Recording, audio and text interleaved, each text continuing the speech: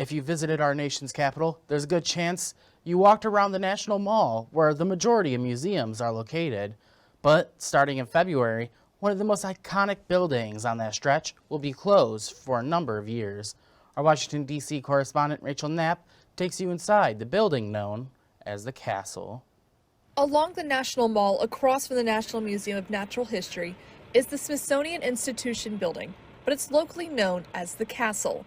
The design, the red brick color, the glass windows, features that live up to its nickname. Nothing looks like the castle.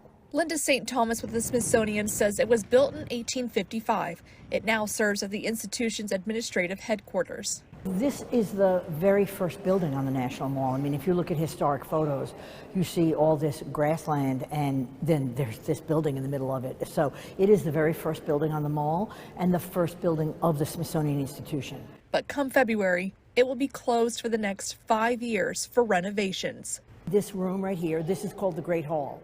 And the wall behind us is all an addition put in the 60s, and the same over here.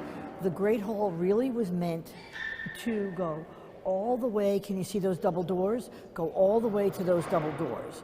So this is an artificial wall right here to accommodate a cafe and a shop.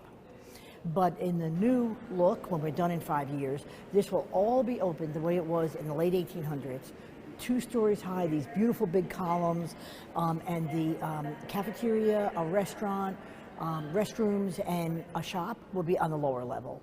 So this will all be wide open for the public, for a visitor center, events, and just a public gathering place. Bringing this iconic building back to the way it was meant to be.